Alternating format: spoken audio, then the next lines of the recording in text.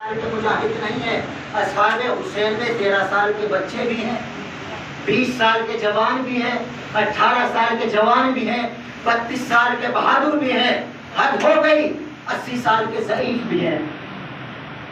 مگر اصحاب حسینی میں جو 13 سال کا بچہ کہہ رہا ہے، وہی 18 سال کا بچہ کہہ رہا ہے کیا کہہ رہا ہے؟ آقا ہمیں مرنے کی اجازت دے دے، ہمیں حسین پر اپنی جان کو فدا کرنا ہے۔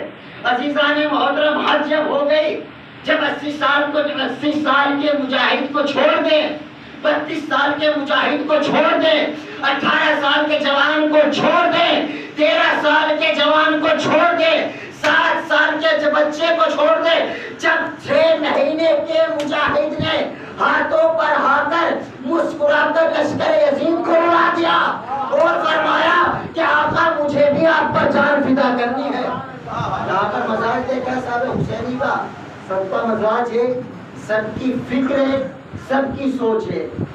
یاد رکھیں عزیزان محترم، جب تمام انسان حسین ابن علی پر فدا ہونا چاہتے تھے تو حسین کے ساتھ 72 کیوں نکلے؟ حسین کے ساتھ 72 کیوں نکلے؟ 104 کیوں نکلے؟ بعض روایات جن میں اختلاف ہے۔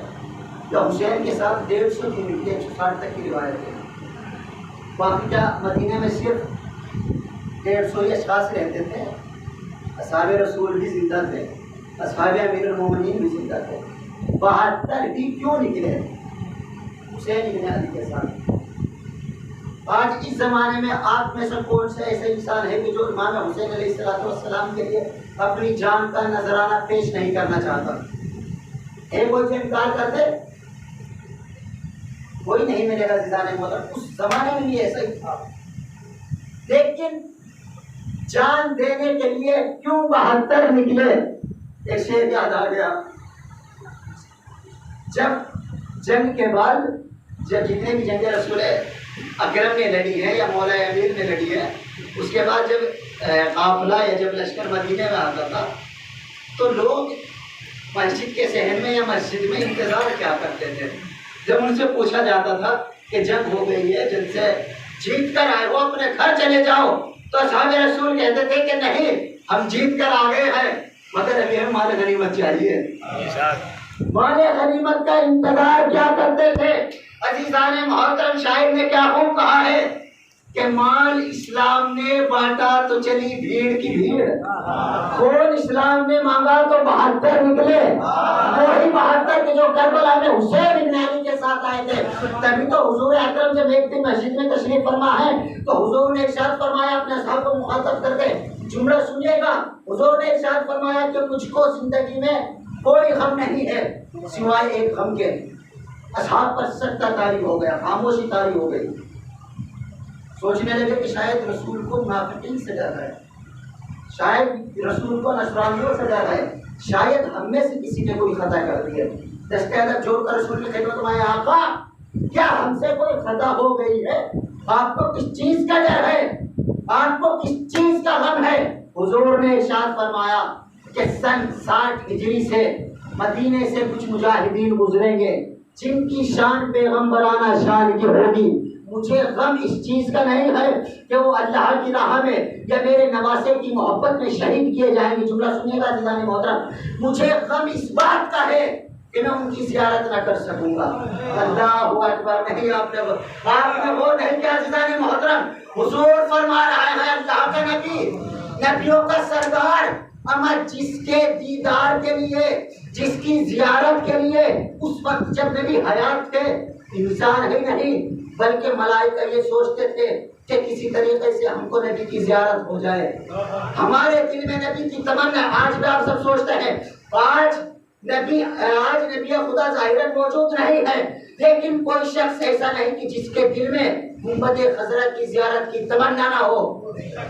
وہ حضور کہ جس کی زیارت کی تمنا اس کائنات کے انسان ہے نہیں بلکہ ملائکہ بھی کرے، اسے رسول کہتے ہیں۔ رسول جس کی زیارت کی تمنا کرے اسے اصحاب حسین، جس رسول کی زیارت کی تمنا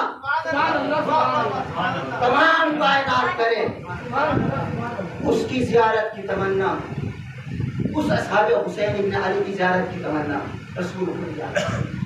سنا آپ نے زیادہ محترم کیا اتحاد تھا اصحاب حسین ابن علی میں۔ بات یہاں پر ان کی تھی کہ 72 ہی کیوں نکلے، باقی سب کیوں نہیں نکلے۔ جس وقت امام نے مدینہ چھوڑا ہے نا، اور مدینہ چھوڑنے کے بعد راستے میں حجاج ابن مسروق کو کون کون جانتا ہے؟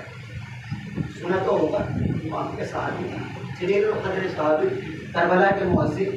یاد رکھیں کربلا ان کا مؤذن جناب علی اکبر نہیں ہے، جناب علی اکبر نے صرف ایک اذان کے لیے شب عاشور کی اذان، ورنہ پرماننٹ مؤذن امام حسین کے لشکر میں حجاج ابن مسروق۔ حجاج ابن مسروق امام کے ساتھ چلتے جا رہے ہیں، راستے میں دور ایک خیمہ نظر آیا۔ امام نے فرمایا کوفے کے باہر، حجاج سے کہ حجاج جاؤ ذرا معلوم کرو کس کا خیمہ ہے۔ حجاج گئے، واپس آئے، فرمایا کہ آقا یہ خیمہ عبداللہ بن برے جعفی کا ہے۔ حجاج ابن مسروق کے خاندان سے ہی عبداللہ بن بر تو اس کا خیمہ ہے، یاد رکھیے گا صاحب حسین ہے۔ امام نے فرمایا کہ جاؤ اسے دعوت دو، ہمارے ساتھ چلے، چل کرے۔ اب حجاج آئے خیمے میں جیسے ہی آئے حجاج نے سلام کیا، سلام کیا، تشریف رکھتے ہو جو تشریف رکھی بیٹھے بات چیت کی۔ فرمایا کہ بتائیے کیسے آنا ہوا؟ حجاج نے کہا کہ ماجرا ایسا ہے، نماز رسول نے مدینہ چھوڑا ہوا ہے اور حسین چاہتے ہیں کہ تم ان کے ساتھ کربلا پہنچو۔ اب اس نے امام کا نام سنا، فوراً کہا انا للہ و انا الیہ راجعون۔ فرمایا کہ میں تو حسین سے بچ کر کے کہیں حسین مجھے اپنے ساتھ لے جانے کا نہ کہہ دیں، میں نے تو کوفہ چھوڑ دیا، جنگل میں رہا، اور تم کہہ رہے ہو کہ میں حسین کے ساتھ چلوں۔ اس نے کچھ اشرفیوں کی پولیتھین اٹھائی، جھولی اٹھائی، یا کچھ تھوڑی بہت اشرفیاں اٹھائی اور اپنا گھوڑا کھولا اور اس کا رستہ حجاج کے ہاتھ میں دیا۔ بولا کہ یہ لو سامان میرے پاس یہی ہے، اور جا کر حسین سے کہہ دو کہ میری جان کو بخش دے۔ یہ ہے عبداللہ بن بر۔ حجاج آئے امام کی خدمت میں، امام سے فرمایا کہ نواز رسول ایسے سماج رہا ہے، اٹھانے کے لیے منع کر رہا ہے، یہ اشرفیہ بھیجی ہے، یہ گھوڑا بھیجا ہے، بتائیں کیا کرنا ہے۔ آپ اگر اس کی تھوڑی سی ہسٹری پڑھیں، میں آپ کو بتا دوں چلوں، یہ جو عبداللہ بن بر تھا یہ ایک لٹیرا تھا، ایک رہزن تھا، راستے میں رہتا تھا، جو بھی قافلہ جاتا تھا اس کو لوٹا کرتا تھا، گناہ گار تھا، بہت زیادہ گناہ تھے، بہادر بھی تھا۔ اب جب حجاج نے امام سے پورا ماجرا بتایا تو امام چلے حجاج کے ساتھ۔ یہ دیکھیں کون ہے امام حسین، نواز رسول، کائنات کے مالک، جنت کے جوانوں کے سردار۔ ادھر کون ہے؟ لٹیرا، غلام زادہ، جس کی کوئی حیثیت نہیں، جس کی کوئی عزت نہیں، جس کا کوئی احترام نہیں۔ امام اپنی جگہ سے گئے اس کے خیمے میں حجاج کے ساتھ۔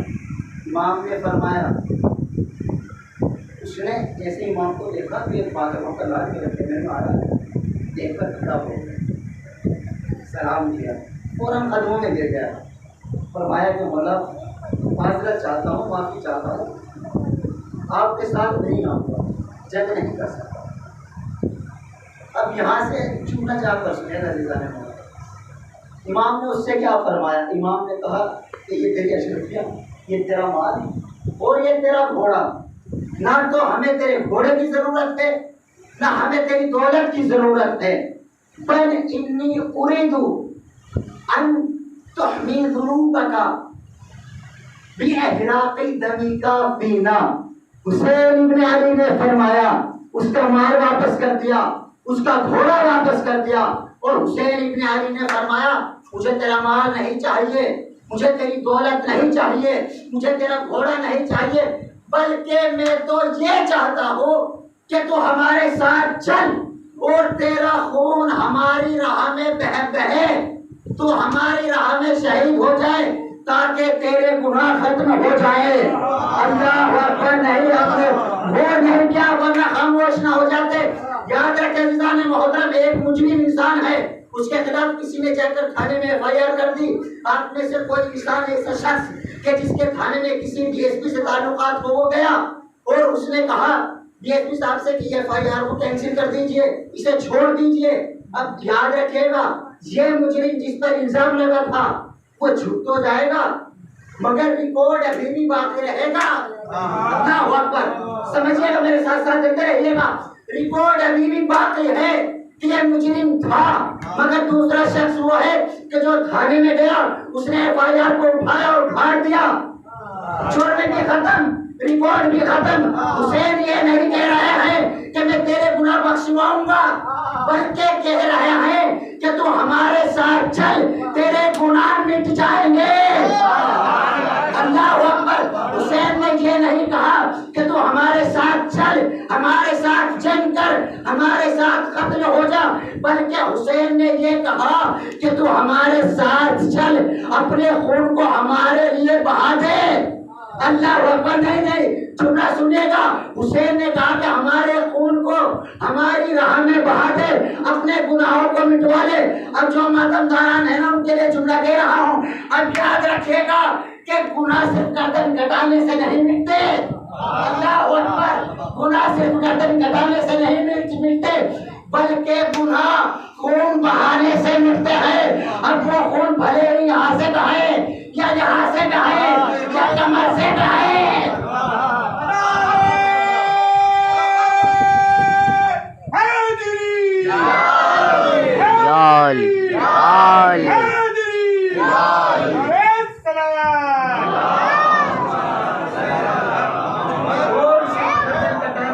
گناہ صرف گردن کٹانے سے نہیں بخشے جاتے، بلکہ خون بہانے سے بخشے جاتے ہیں۔ اب میرے اوپر ذمہ داری نہیں ہے، جس کے ذہن میں کوئی اشکال آ گیا ہو یقیناً اپنے مرجع کی طرف رجوع کریں، اپنے مرجع کی طرف رجوع کریں، ان کا فتویٰ دے کے اس پر عمل کریں، مجھ پر کوئی اعتراض نہ کرے۔ میں صرف تاریخ آپ کے سامنے بیان کر رہا ہوں۔ حسین ابن علی نے کیا کہا؟ بِإِحْرَاقِ دَمِكَ فِينَا، اپنے خون کو ہمارے خون سے ملا دے، بہا دے، ہمارے لیے بہا دے اور اپنے گناہوں کو بخشوا دے۔ اب اس کے بعد یاد رکھے امام نے فرمایا، مگر بڑا حج کرم تھا، جس کو اللہ کی ہدایت نہیں ہوتی ہے نا، اس کو چاہے وقت کا امام بھی ہدایت کر لے، ہدایت کی کوشش کر لے، مگر اس کو ہدایت نہیں ملتی جب تک توفیق خدا نہیں ہوتی۔ اب ہمیں اگر کسی کو راہ خدا پر نہیں آنا، کوئی آیت اللہ بھی آ کر ہدایت کی راہ پر دکھا دے، مگر چلنا نہیں تو چلنا ہی نہیں۔ اس نے بھی یہی کیا۔ عبداللہ بن غل نے فرمایا کہ آقا بس مجھے معاف کر دینا، آپ کیسا چاہیں۔ امام آ گئے واپس۔ اب آپ انصاف سے بتائیں، کیا امام کو پتہ نہیں تھا کہ عبداللہ ہمارے ساتھ نہیں جائے؟ پتہ تھا یا نہیں؟ کہ پتہ تھا۔ روزہ ازل سے 72 کے نام لوہے محفوظ پر موجود تھے، امام جانتے تھے، مگر امام یہ چاہتے تھے کہ اگر میں نے اسے بنا بتائے یہاں سے اپنے قافلے کو گزار دیا، کل کو یہی ہوگا اور یہ کہہ دے گا کہ حسین نے تو ہم کو بتایا ہی نہیں تھا، اور ہوا بھی یہی۔ جب واقعہ کربلا پیش آ گیا، واقعہ امام حسین شہید ہو گئے، یہ کوفے میں آیا، اور کوفے میں آنے کے بعد اس نے جانتے ہو کیا کیا؟ اپنی زندگی بھر، پوری زندگی اس نے افسوس کیا کہ کاش میں حسین کے ساتھ چلا جاتا۔ اگر امام اس سے آ کر نہ کہتا کہ ہمارے ساتھ چل، تو یہی کہتا کہ حسین نے تو مجھے بتایا ہی نہیں تھا۔ امام نے تو کھلا اوپر سامنے والا اوپر دیا تھا، آجا ہمارے ساتھ بخشوا لے اپنے گناہ، لیکن نہیں گیا۔ یاد رکھیں عزیزان محترم، روایت یہ بتاتی ہے کہ یہ عبداللہ بن غل کوفے میں جب امام کی شہادت کے بعد اتنا افسوس کیا کہ اپنی زندگی پر، اپنے اس واقعہ پر کہ میں نے امام کے ساتھ شرکت نہیں کی، اسی افسوس کرنے میں ہلاک ہو گیا کہ میں نے ہمیشہ یہی سوچتا تھا کہ میں نے امام کی بات کو کیوں نہ مانا، میں نے امام کی بات کو کیوں نہ مانا، جملہ سنیے گا، میں نے امام کی بات کو کیوں نہ مانا اور اسی لیے ہلاک ہو گیا۔ نہیں سمجھے آپ؟ معلوم یہ ہوا جو اپنے وقت کے امام کی بات کو نہ مانے وہ ہلاک ہو جاتا ہے، جو امام کی بات کو نہ مانے وہ ہلاک ہو جاتا ہے۔ اب نبی تو میدان غدیر میں مولا بنا کر چلے گئے، کہہ کر چلے گئے یہ علی ہے، یہ میرا وسیع ہے، یہ تمہارا مولا ہے۔ اب جس نے علی کو امام مان لیا کامیاب ہو گیا، جس نے امام نہ مانا ہلاک ہو گیا۔ صلوات پڑھے محمد والے۔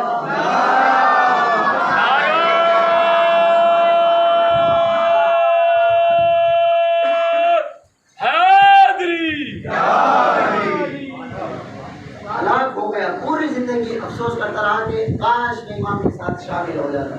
رضوان محترم 13 سال کا بچہ ہے، اس کا جذبہ بھی یہی ہے کہ مجھے کل جنگ کرنی ہے شب عاشور۔ 80 سال کا ایک بوڑھا جس کا نام تاریخ کربلا نے جون رکھا، جون 80 سال کی عمر ہے حضرت جون علیہ السلام کی کربلا کے میدان میں۔ ایک جملہ کہوں آپ کے سامنے، کربلا کے یوسف ہیں حضرت جون، نہیں سمجھا؟ کربلا کے یوسف ہیں حضرت جون۔ جون کے کلر پر نہ جائیے، جون کی صورت پر نہ جائیے، کربلا کے یوسف ہیں جون، کربلا کے یوسف ہیں جون۔ ایک علامہ صاحب مجلس میں بھی بیان کیا کرتے تھے حضرت جون کے حوالے سے، ایک کربلا کے میدان میں حسین جہاد نہیں کر رہے ہیں، جملہ سنیے گا جا کر کہ کربلا کے میدان میں حسین جہاد نہیں کر رہے ہیں صرف، بلکہ حسین عشق کا حج کر رہے ہیں۔ اور حج میں آپ جانتے ہیں کہ کعبہ ہوتا ہے، کعبے میں حجر اسود ہے، اللہ اکبر، حسین عشق کے حج کا کعبہ ہے اور اس کعبے کے حجر اسود کو جون کہتے ہیں۔ جون ہے جون، آپ جون کے صرف ہمارے ذہن میں جیسے ہم لفظ جون سنتے ہیں تو کالا رنگ آ جاتا ہے۔ آپ نے کبھی سوچا کہ جون کا مطلب کیا ہے؟ آپ اٹھا کر دیکھیں، ان کے پاس موجود اور انٹرنیٹ موجود ہو ابھی بھی بول کر دیکھ سکتے ہیں۔ جون ڈالے، عربی کا لفظ ہے جون۔ ایک چیز ہوتی ہے عربی میں اجتماع نقیضین، یعنی دو متضاد چیزیں کہ جن کا ایک جگہ پر جمع ہو جانا ممکن نہ ہو۔ مثال کے طور پر رات اور دن ایک ساتھ جمع ہو سکتے ہیں؟ نہیں ہو سکتے۔ کالا اور سفید ایک جگہ جمع نہیں ہو سکتے، مگر قسم خدا کی جون ایک اکیلا ایسا لفظ ہے لغت میں کہ جس میں یہ شرط ٹوٹ جاتی ہے۔ روشن ترین دن کو بھی جون کہتے ہیں، سیاہ ترین رات کو بھی جون کہتے ہیں۔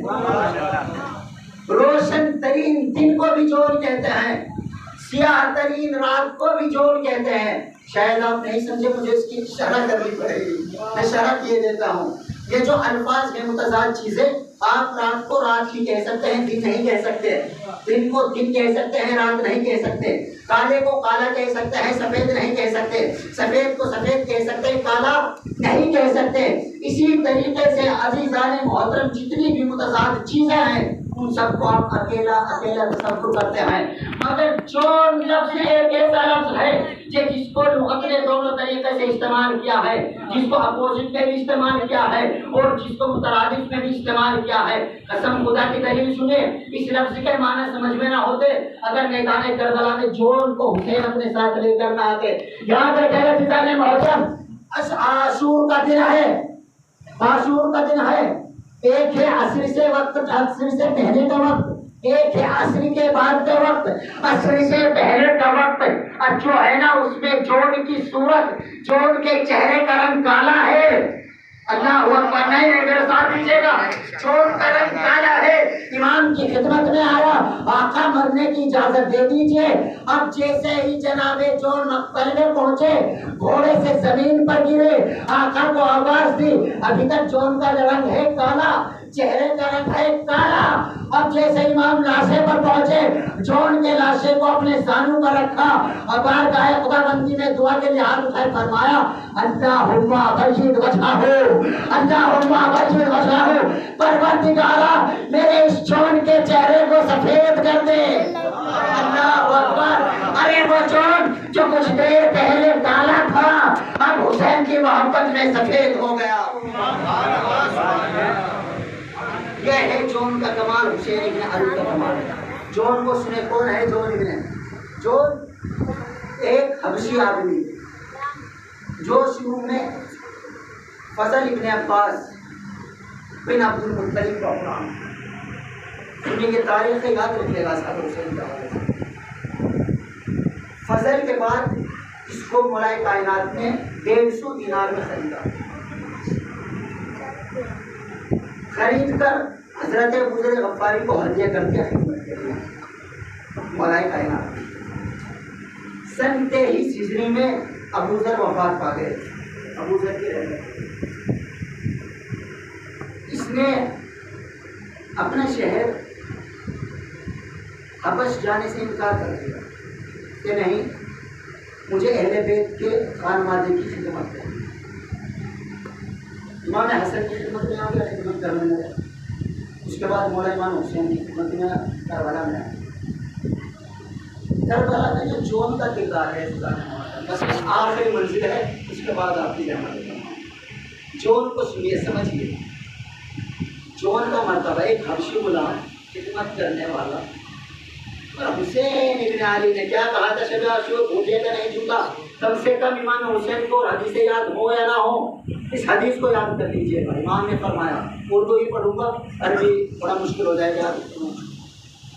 جیسے اصحاب مجھے ملے ایسے نہ بابا کو ملے نہ نانا کو ملے، میرا اصحاب سے بہتر کسی کے اصحاب نہیں۔ یاد رکھیں امام کی حدیث۔ ایک کالے رنگ کا غلام قادری کی خدمت کرتا، امام اس کے لیے کہہ رہے ہیں کہ وہ نبی کے اصحاب سے بہتر، وہ میرے بابا علی کے اصحاب سے بہتر۔ جون ہے کربلا میں جون کی زندگی دیکھے گا کہ جون کی زندگی کیسی چلی۔ سب آ رہے ہیں، آقا مرنے کی اجازت چاہیے، جنگ کی اجازت چاہیے۔ اب جون جو معرفت کی معراج پر ہو اس کو پیچھے رکھتے، جون بھی خدمت میں آتا۔ آخری جملہ ہے قسم خدا کی، آپ اگر نہ بولیں گے جملے پر تو مجھے افسوس ہوگا۔ حسین ابن علی علیہ السلام کی سیرت کو دیکھے گا اور جون کی ذات کو دیکھے گا، مجھے یقین ہے آپ کی آنکھوں سے آنسو نکل آئیں گے۔ جملہ سنیے گا، توجہ سے سنیے گا، بس غور سے سن لیں اور اپنے ذہنوں میں محبت حسین ابن علی اور محبت انصار حسین ابن علی اس پر سے اعضا سے لے کر اٹھیں۔ جون آئے مولا کی خدمت میں، آقا مرنے کی اجازت چاہیے۔ امام نے فرمایا کہ جون تو مشکل والے ایام میں ہمارے ساتھ رہا، تو ہماری خدمت کی، میرے بھائی کی خدمت کی، میرے باپ دادا میرے بابا کی خدمت کی، میرے بابا کے صحابی ابوذر کی خدمت کی۔ جون اب 80 سال ہو گئی ہے، بوڑھے ہو گئے ہو، ضعیف ہو گئے ہو، تو چلے جاؤ، تمہارا احسان ہے ہم پر، تم نے ہماری خدمت کی، وہی کافی ہے تمہاری، جنت کی ذمہ داری میں لے رہا ہوں۔ ہمیں کیا چاہیے تھا؟ دوسرے صحابی کی طرح جون بھی کہہ سکتے تھے نا کہ نہیں آقا مجھے تو جان دے دی ہے، مجھے تو جان دے، کیا چپ چاپ واپس چلے جاتے؟ مگر جون نے دوسرے اصحاب حسین ابن علی کی طرح یہ نہیں کہا کہ آقا مجھے تو جلد بھی کرنا۔ جون نے اپنی نظروں کو جھکایا اور آنکھوں سے آنسو ڈالے۔ جون نے فرمایا کہ آقا میرا رنگ کالا ہے، میرے پسینے سے بدبو آتی، میرا نسب اچھا نہیں ہے، میرا گھر اچھا نہیں ہے، شاید آپ یہ چاہتے ہیں کہ میرا خون آپ کے خون میں ملنا چاہے۔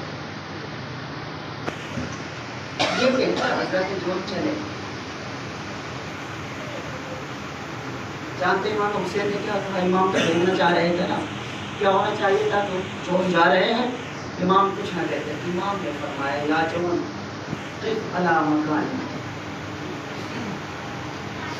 امام نے فرمایا کہ جون اپنے مکان پر ٹھہر جاؤ۔ کچھ دور چل گئے تو جناب جون فرمائے کہ جو اپنے مکان پر رک جاؤ. اب مولا امام حسین ابن علی نے حضرت جون کے قریب قدم بڑھائے اور قدم بڑھانے کے بعد حضرت جون کو اپنے گلے سے لگا لیا اور گلے سے لگانے کے بعد ایک جملہ فرمایا کہ جون واقعہ کربلا کے بعد اگر تیرے لاشے سے یا تیری قبر سے میلوں دور تک اگر تیرے جسم سے تیرے پسینے سے مجھ کو امت کی خوشبو نہ آئے مجھے فاطمہ کا نام نہ کہنا. اللہ اکبر. روایت یہ بتاتی ہے کہ جب مولا امام سجاد لاشوں کو دفنانے کے لیے آئے اس وقت مولا امام سجاد نے کیا دیکھا کہ مقبر میں ایک لاش پڑی ہوئی ہے کہ جس کو میلوں دور سے مشک عنبر کی خوشبو آ رہی ہے.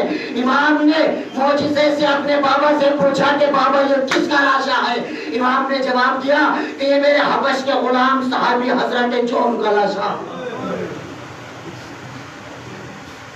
یہ تھی جون کی منزلت جس کے پسینے سے بدبو آ رہی تھی. لوگوں نے جیسے ہی یہ خوشبو سونگتے تھے تو سمجھ جاتے تھے کہ جون کا لاشا ہے. میدان کربلا میں اگر آپ اور ہم اصحاب حسین بن علی کی فضیلت کو دیکھیں مولا کا کردار سمجھے اس کے بعد چھوڑ دے جا مولا کے قدموں میں گر جا. مولا میں بھی یہی چاہتا ہوں کہ میرا خون آپ کے خون کے ساتھ ہے. مولا مجھے یقین تھا مگر کیونکہ آپ کا حکم تھا کہ جو ہم چلا جا میں نے اس لیے اپنے قدم کو بڑھایا. ورنہ مولا اگر مجھے 1000 بار بھی خطرے کیا جائے اور اس سے آپ کی جان کا دفاع ہو سکے تو مولا مجھے 1000 بار مرنا پسند ہے. مولا مجھے زندگی سے محبت. یاد رکھیں عزیزان محترم میدان کربلا میں اصحاب حسین ابن علی نے اصحاب حسین ابن علی کی اگر کوئی اور فضیلت بھی نہ ہونا یہ ایک جملہ آخری جملہ ہے ذہن میں آ گیا منبر بھی آتا ہے اس لیے پیش کیے دے رہا ہوں. اصحاب حسین ابن علی کی تمام فضیلت ایک طرف اور یہ ایک جملہ ایک طرف.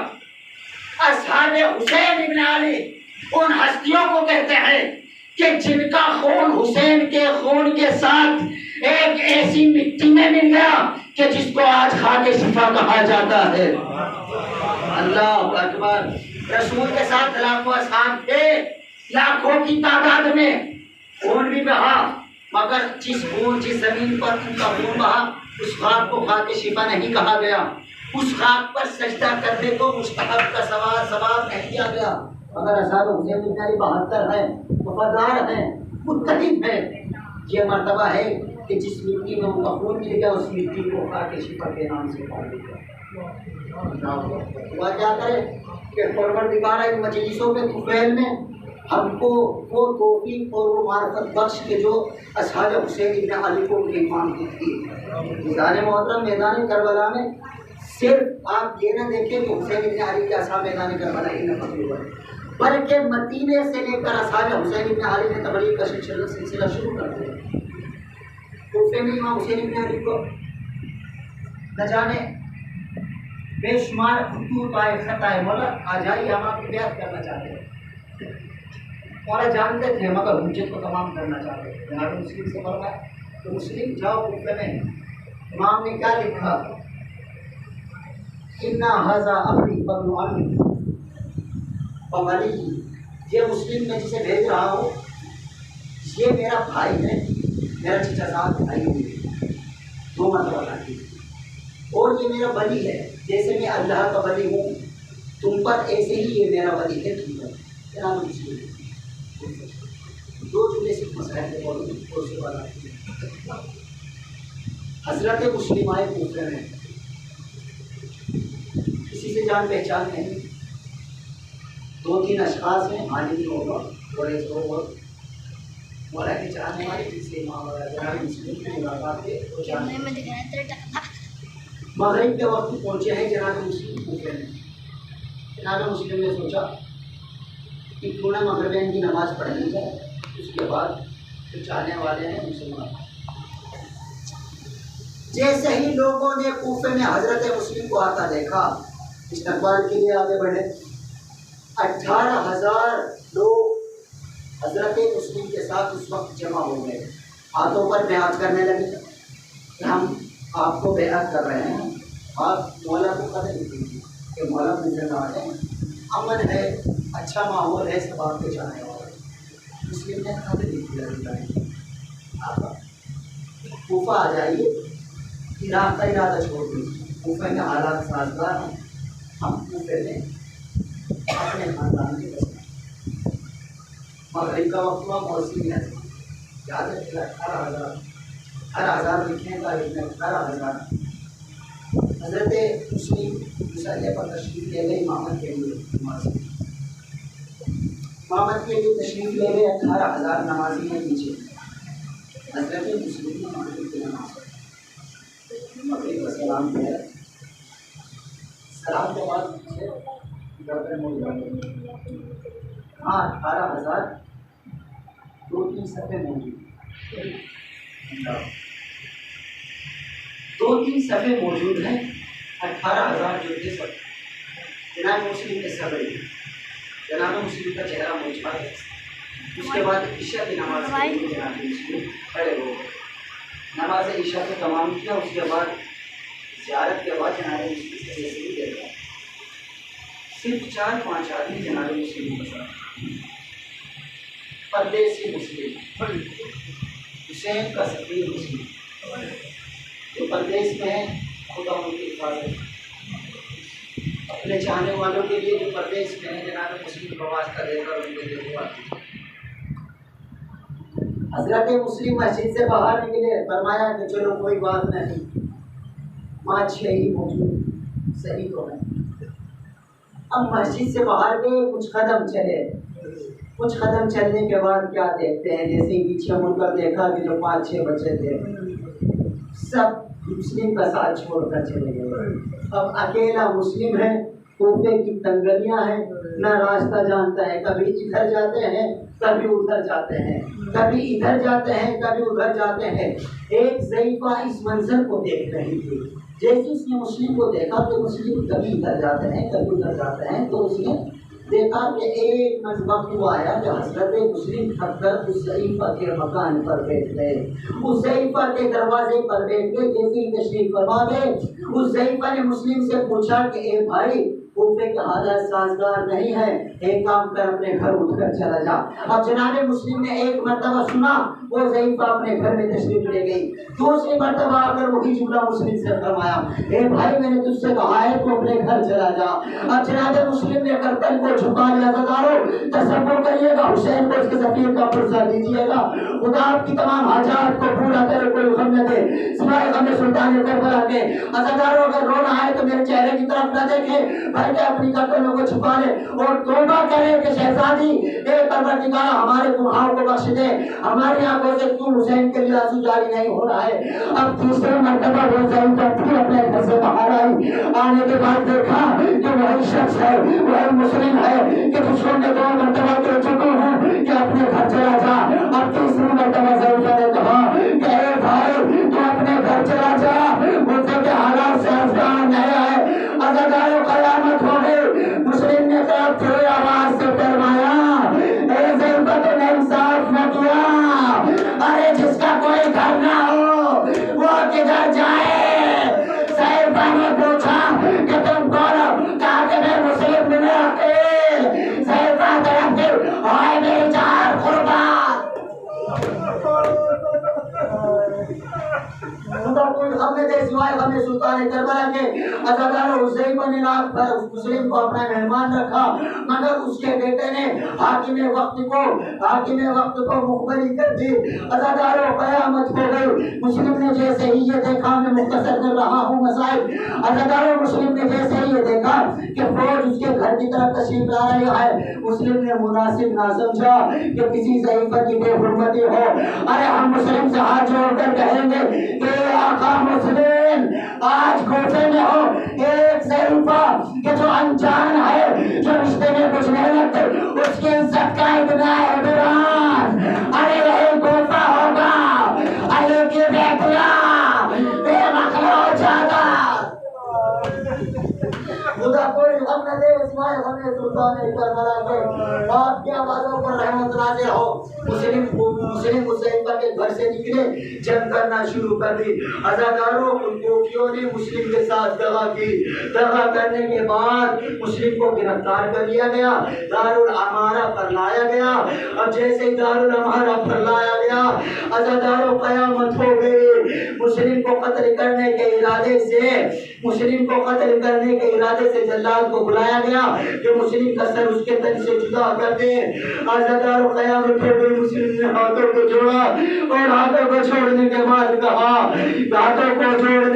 کہا کہ میں تم سے گزارش کرنا چاہتا ہوں، اگر ممکن ہو تو اسے قبول کر لیجیے گا۔ عزاداروں حاکم نے اجازت دی۔ ہم مسلم نے عزیزان محترم کیا کہا سنو گے؟ حضرت مسلم کو اجازت ملی۔ مسلم نے اس جلاد سے کہا کہ اے میرے دوست، اگر ہو سکے تو میرا ایک کام کر دے، ارے مجھ پر ایک احسان کر دے۔ میں نے ابھی کل شام میں اپنے آقا حسین کو خط لکھا ہے کہ وہ کوفے میں آ جائے، کوفے کے حالات سازگار ہے، آپ اس کو اطلاع کر دو کہ کورونا کوفے میں نہ آئے۔ اب اس جلاد نے کہا کہ تجھے اس کا کیا غم ہے کہ حسین کوفے میں آ جائے، ہم حسین کو بھی خبر کر ڈالیں گے۔ عزاداروں قیامت ہو گئی۔ اب مسلم نے بتایا کیا فرمایا؟ اب مسلم نے فرمایا کہ مجھ کو حسین کے آنے کا افسوس ہے، مگر حسین کے ساتھ زینب نے کچھ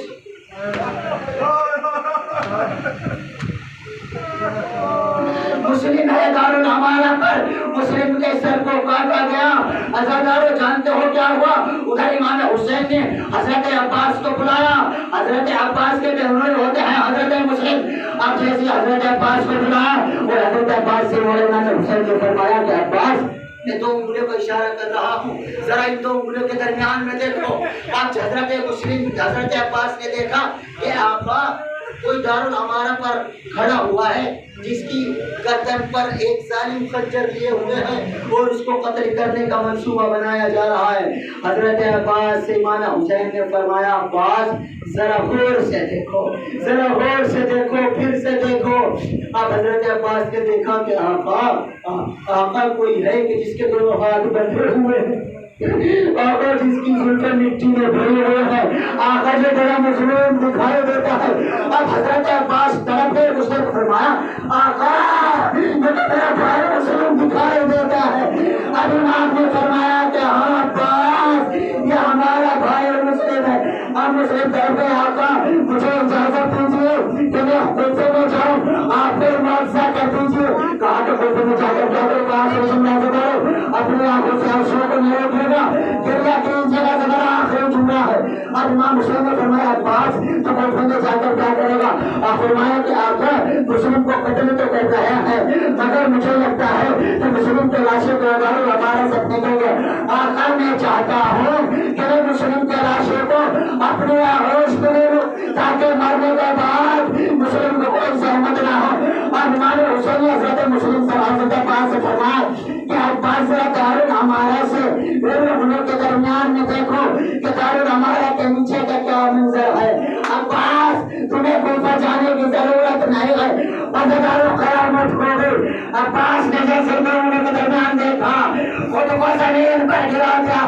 آقا اما فاطمہ ہاتھوں کو پھیلائے ہوئے اے مسلم آجا میری آغوش میں آجا۔